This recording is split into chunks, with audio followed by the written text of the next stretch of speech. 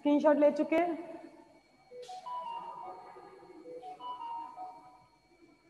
चलो आगे चलते हैं।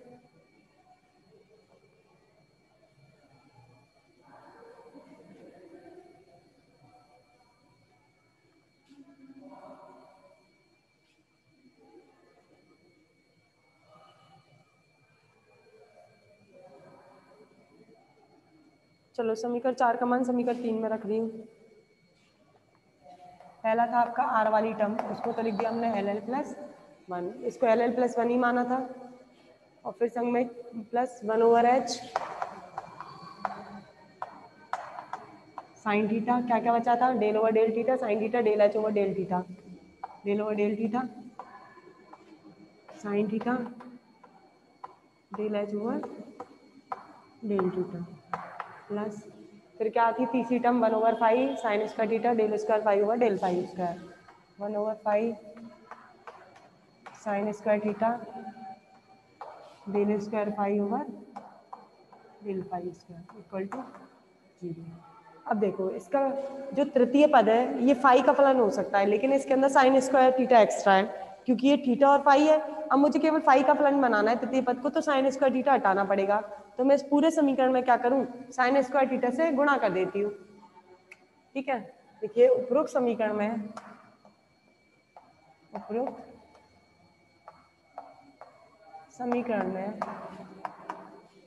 साइन स्क्वायर थीटा से गुणा करने पर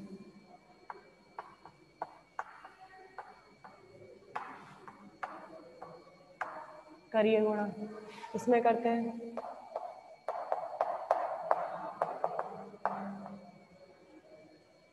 प्लस, इसमें करेंगे तो साइन से साइन कट जाएगा, एक साइन ऊपर बच जाएगा और नीचे एच बच जाएगा, डेल ओवर डेल थीटा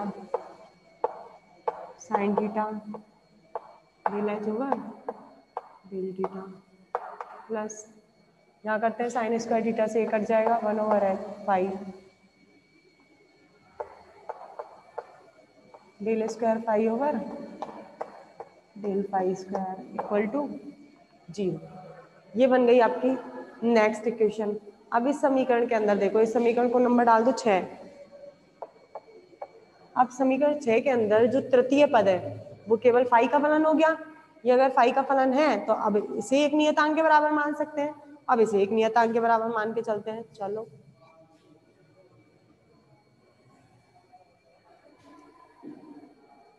समीकरण 6 में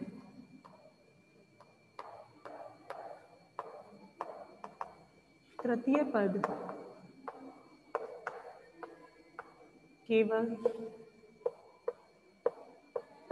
निर्देशांक फाई का फलन है जो कि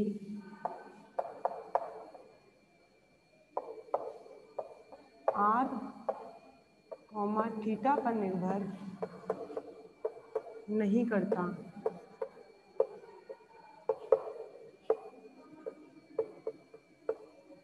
अतः इसे नियतांक के बराबर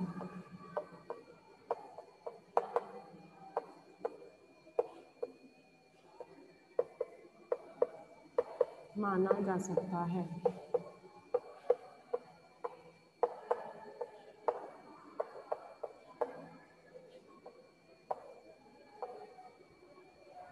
अब इसे एक नियतांक के बराबर मान के चल रहे हैं। कौन सा फंक्शन था, one over five del square five del five square, एक नियतांक माना इसे माइनस का एम स्क्वायर, और ये एक मान के चल रहे हैं हम नियतांक के बराबर, जहाँ एम भी क्या है यहाँ पर एक पूर्णांक है, मतलब ये भी कोई एक इंटीजर है। ये माइनस में इसलिए लिया, ये तो प्लस में लिया था पहला वाला, दूसरा भी प्लस में लूंगी तो तीसरा माइनस में लेना पड़ेगा। कोई भी दो माइनस में ले लो, एक प्लस में ले लो, तो ये वाला मैंने माइनस में ले लिया। इस इक्वेशन को जो भी नंबर आए वो डाल दो। समीकरण नंबर 7 आएगा शायद, हाँ 6 तो हो गई, 7 ही आ गई, ये 7 हो गई। अब इसको सॉल्व करते हैं, del square five del five square बराबर माइनस एम स्क्वायर फाई उधर चले गया। स्क्रीनशॉट ले लो पहले इसका, स्क्रीनशॉट लीजिए।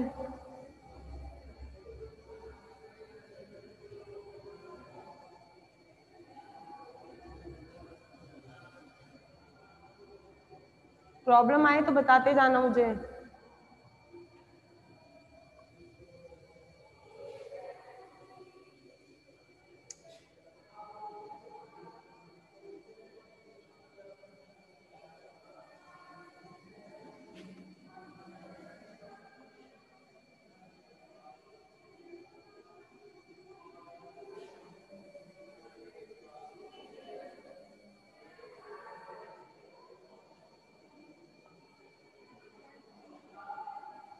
अब देखिए इसको आगे सॉल्व कर,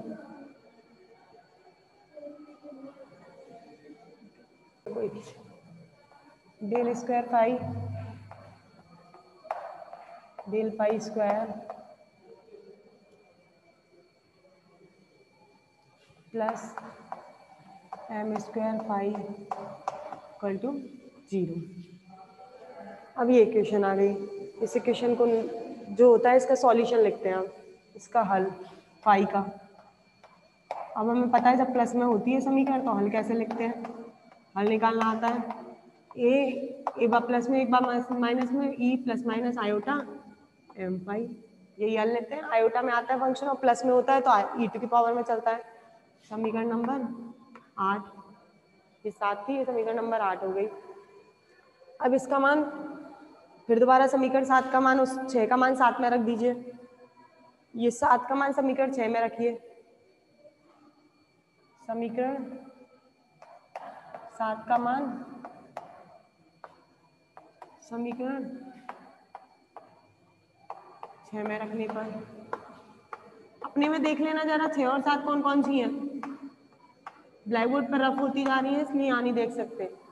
अब 7 का मान 6 में रख रहे हो, 7 का मान मतलब ये वाला जो तृतीय पद था उसकी जगह में माइनस एम स्क्वायर मान रख रही हूँ।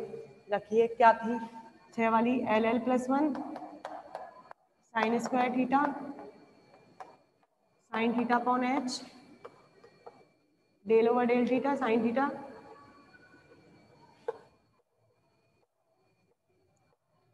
Sign theta del H upon del theta plus फिर कौन सी बची, ये आ गई माइनस का एम स्क्वायर। तृतीय पद की जगह माइनस का एम स्क्वायर लिख दिया, ये माइनस का एम स्क्वायर आ गया।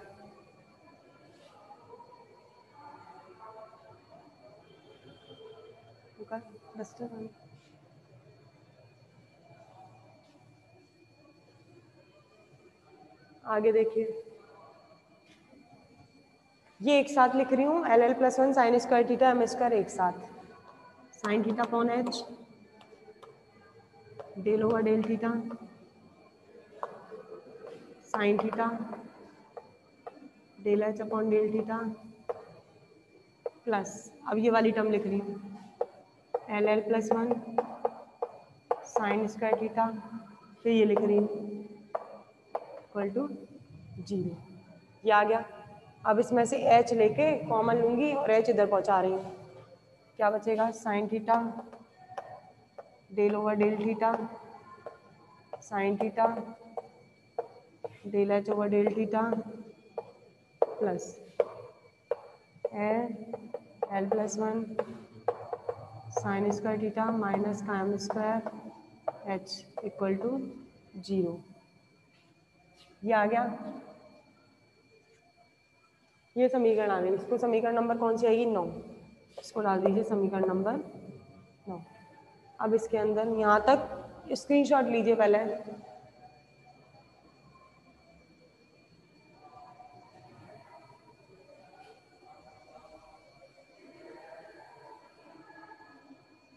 अब देखो,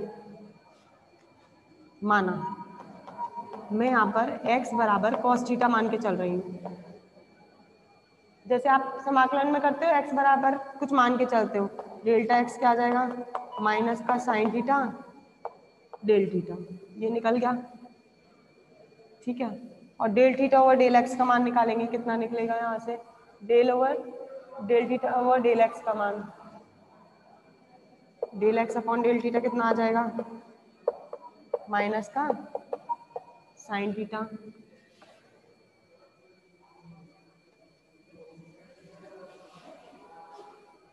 क्या आ गया। इसके आगे देखो, मैं डेल ओवर डेल थीटा को लिख सकते हैं, क्या लिख सकते हैं, del over del X over del theta, del over del theta, del over del X, और del X over del theta की वैल्यू माइनस का sine theta, del over del theta minus का sine theta, del over del X. मैं दोनों side sine theta को multiply कर रही हूँ, दोनों साइन थीटा से गुणा करने पर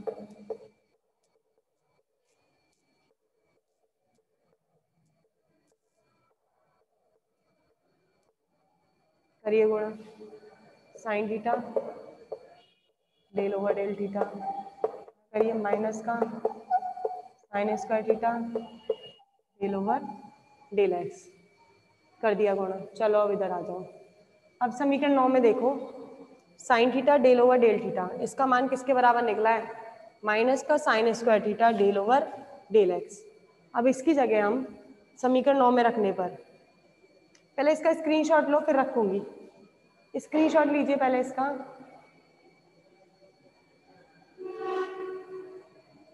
कमेंट बॉक्स निकालो।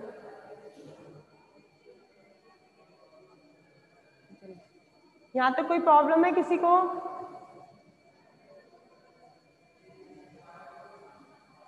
यहाँ तक कोई प्रॉब्लम हो तो पूछ लो। नहीं है, चलो ठीक है, अब आगे कर रही हूँ मैं, अब आगे बताना मुझे प्रॉब्लम आए तो। स्क्रीनशॉट ले लीजिए पहले इतने का,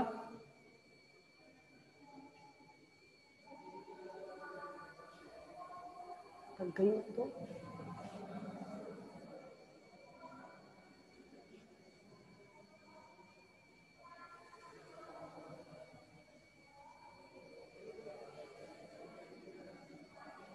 अब यहाँ से देखते जाओ जरा,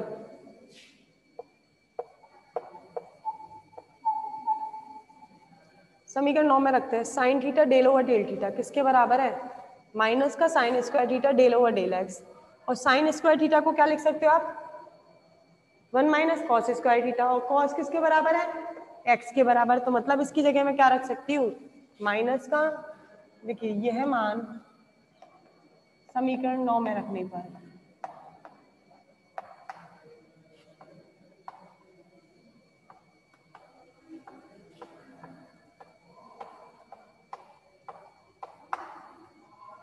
चलो रखते हैं sine theta del over del theta का, माइनस का sine square theta del over del X, ये मान है इसका, और साइन स्क्वायर थीटा को लिख रही हूँ 1 माइनस, यहाँ पर ये मान रखूंगी, और साइन स्क्वायर को लिख रही हूँ 1 माइनस कॉस स्क्वायर, और कॉस स्क्वायर थीटा किसके बराबर है, एक्स का, तो क्या लिख दूँ 1 minus X square del over del X, इसका मान हो गया ब्रैकेट में sine theta del over del theta, फिर वही मान sine theta del over del theta का मान क्या है, यही मान है, फिर माइनस आएगा, minus minus plus 1 minus X square del over del X, ये इसका आ गया, एच का एच रह गया, plus L L plus 1 sine square theta की जगह 1 माइनस कॉस स्क्वायर थीटा, और कॉस स्क्वायर थीटा की जगह 1 minus X square minus M square H equal to 0, ये वैल्यू निकल गई इसकी, जो बचा वो लिख दीजिए।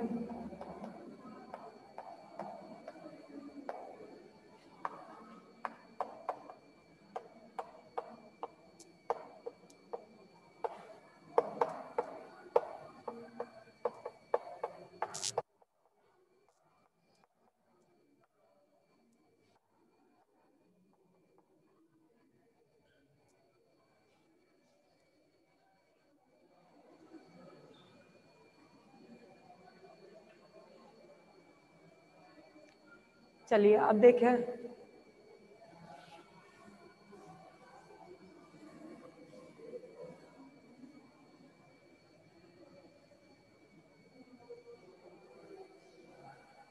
अब देखो यहाँ पर मैं m बराबर 0 ले रही हूँ, m बराबर 0 लेने पर m बराबर 0 लेने पर हमें द्विगंशी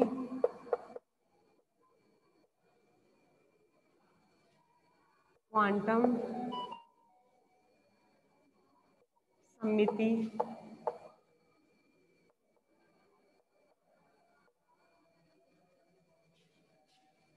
प्राप्त होती है।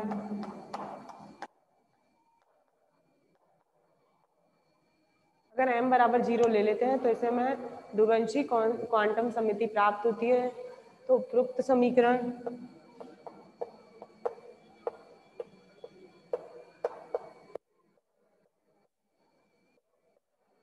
मैं m बराबर 0 ले लेती हूँ, यहाँ पर द्विगंशी क्वांटम की सममिति मिल जाएगी। तो m बराबर 0 ले लेते हैं, अगर 0 ले लेते हैं तो क्या बचेगा यहाँ पर 1 minus X square del over del X 1 minus X square del H over del X L L plus 1 minus X square m बराबर 0 ले लिया तो ये क्या है, किसके बराबर आ गई क्वेश्चन 0 के बराबर आ गई। ठीक है, अब यहाँ पर क्या है आपका 1 माइनस एक्स स्क्वायर लेके 0 में भेज देती हूँ। इसमें भी 1 माइनस एक्स स्क्वायर है, इसमें भी 1 माइनस एक्स स्क्वायर है, दोनों में से कॉमन लिया और 0 में भेज दिया। 0 में भेज दिया तो क्या बचेगा del over del X 1 minus X square del H over del X plus L plus 1 H बराबर 0। ये पूरा कॉमन होके आपका किस में चले गया है 0 में चले गया। अब आपका फंक्शन ये बचा जो कि लेजेंड्रे बहुपद का समीकरण है। अब ये लेजेंड्रे जो बहुपद है वो यूनिट थर्ड में आएगा, जो अभी आपको छुड़वा दिया मैंने। जो मैंने बताया ये जो समीकरण है ना वो लेजेंड्रे बहुपद की है, और लेजेंड्रे बहुपद यूनिट थर्ड में आएगी, जो अभी मैंने आपको रुकवा के फोर्थ यूनिट पहले स्टार्ट करवाई है। तो ये वाला जो समीकरण है थर्ड में आता है, जिसका हल उसके अंदर निकालते हैं। लेकिन मैं यहाँ पर इस समीकरण का हल मैं डायरेक्ट लिखूंगी, लिख दीजिए, वो आपको थर्ड यूनिट में मिल जाएगा, मैं करवाऊंगी जब।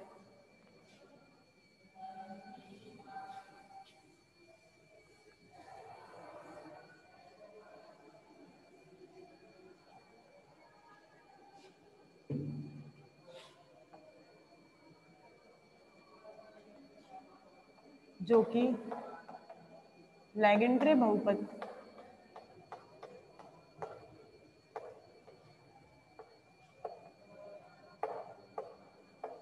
जो कि लेजेंड्रे बहुपद की है, ये आपकी लेजेंड्रे बहुपद की समीकरण है, जिसका सामान्य हल मैं लिखने जा रही हूँ।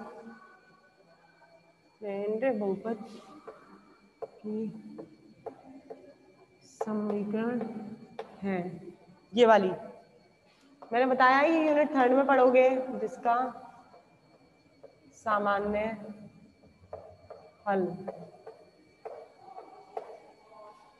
ये जो समीकरण है ये वाली, ये आपकी यूनिट थर्ड में आएगी, सेम एज इट इज समीकरण, और इसका हल हम पढ़ेंगे यूनिट थर्ड के अंदर। अभी तो मैं डायरेक्ट लिखूंगी, आप डायरेक्ट लर्न कर लेना, बाकी वहां पर पढ़ेंगे इसका हल जो होगा। h बराबर पी एल एक्स बराबर 1/2l एल फैक्टोरियल, इसका लिख रही हूँ h वाले समीकरण का, L factorial D L over D x L x square minus 1 की पावर एल, जहाँ x तो पता है अपन क्या लेके चले थे cos थीटा, x का मान कितना रहने वाला है cos थीटा। हमने तीनों के हल निकाल लिए, r का भी निकल गया, h का भी निकल गया और फाई का भी निकल गया। इस प्रकार जो l ये समीकरण जो आई हैं इनका गोलीय निर्देशांकों में मान रखकर हल निकाला जा सकता है। अब इस प्रकार समीकरण 2 में जो समीकरण 2 ली थी, कौन सी साई बराबर ली थी आपने r थीटा और r h और फाई माने थे, तीनों का मान रख दीजिए। इस प्रकार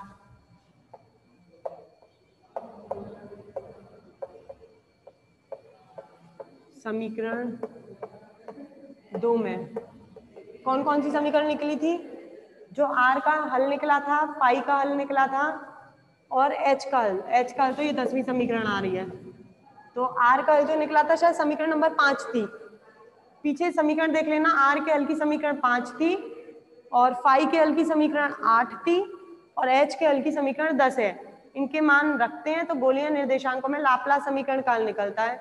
समीकरण 2 में 5, 8 व 10 के मान रखकर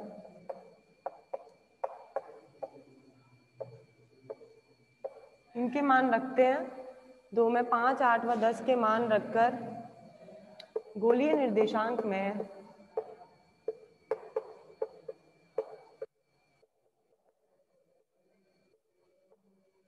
लाप्लास समीकरण के हल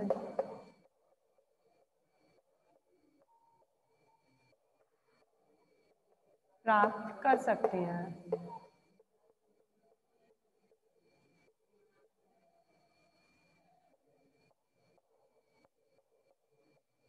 दो समीकरण थी, साई फलन था आर थीटा और फाई का। पहले जो था आपका हल वो था आर, फिर था आपका एच और फिर था फाई। आर की value A L R L B L R की power minus L plus 1 summation L बराबर 0 से अनंत। उसका आर की वैल्यू थी A L R L B L R की पावर माइनस एल प्लस 1 और P L cos theta. P L तो इसका हल है, पी एल एच का हल हो गया, एक्स बराबर कॉस थीटा तो ये कॉस थीटा रख दिया। और ये जो समीकरण निकली है, ये समीकरण जो हल निकल गया, ये किसका हल निकला है? आपका लाप्लास समीकरण का हल आ गया। और इसका समीकरण नंबर डाल दीजिए 11। ये आपके हल निकला है, लाप्लास समीकरण जो लेके चल रहे थे उसका हल हो गया। स्क्रीनशॉट लीजिए इसका। और यहाँ पर ये वाला टॉपिक कंप्लीट हो गया है। अब इसके अंदर आपको दो केस पढ़ने हैं, केस फर्स्ट और केस सेकंड। दोनों केसेस पढ़ने के बाद तब आपका ये गोलीय निर्देशांक के अंदर लाप्लास समीकरण का अनुप्रयोग कंप्लीट होगा। अभी आपको विद्युत क्षेत्र और विद्युत विभव निकाल के लाना है।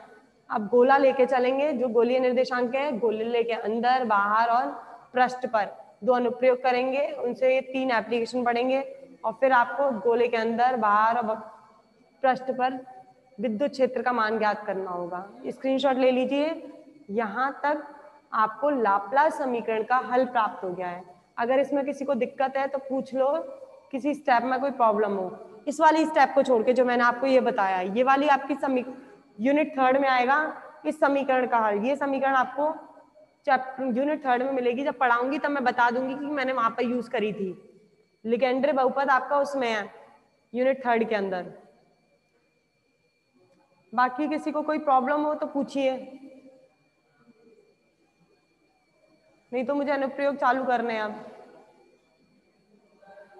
कमेंट ही नहीं आ रहा।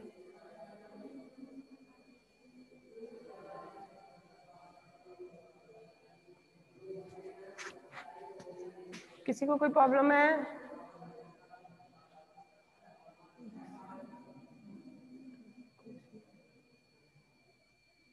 करने हैं वो 2 केस कल करवाऊंगी। बाकी ये लाप्लास समीकरण का हल आ चुका है, खत्म टॉपिक, क्लास भी खत्म हो गई है।